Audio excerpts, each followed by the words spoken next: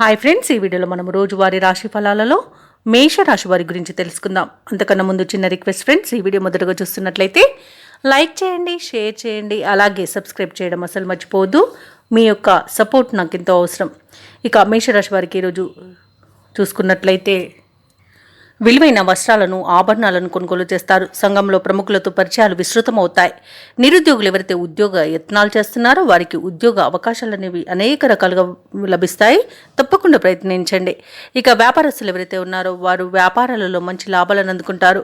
ఉద్యోగస్తులు ఎవరైతే ఉన్నారో తాము పనిచేస్తున్న చోట ప్రశాంతమైన వాతావరణం చోటు చేసుకుంటుంది. ఇక ఈరోజు మేషరాశి వారు ఆధ్యాత్మిక సేవా కార్యక్రమాలపై దృష్టి సారిస్తారు. దేవాలయాలను సందర్శిస్తారు.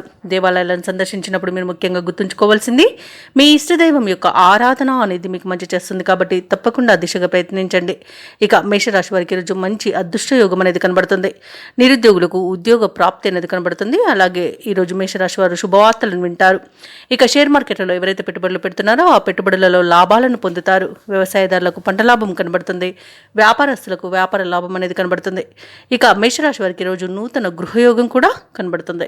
విదేశాలలో విద్యాపరంగా, వృత్తిపరంగా, వ్యాపారపరంగా ఎవరైతే నివసిస్తున్నారో వారికి మంచి ఫలితాలు అనేవి గోచరిస్తున్నవి. అలాగే మేషరాశి వారికి రోజు సంపూర్ణమైన ఆరోగ్యం సంప్రాప్తిస్తుంది. వివాహ ప్రయత్నం చేస్తున్న వారికి వివాహం నిశ్చయమవుతుంది. కుటుంబ సఖ్యత అనేది ఉంది. అలాగే ఆస్తి పంపకాలలో ఆస్తి లాభ సూచనలు కనబడుతున్నవి. ఇంకా భూక్రయ విక్రయాలలో ఎవరైతే రియల్టర్స్ ఉన్నారో వారు మంచి లాభాలను అందుకుంటారు. అలాగే కాంట్రాక్టర్లు నూతన కాంట్రాక్టులను దక్కించుకోగలుగుతారు. ఇక ఈరోజు మేషరాశి వారికి అత్యంత శుభయోగాలను కలుగజేస్తుంది.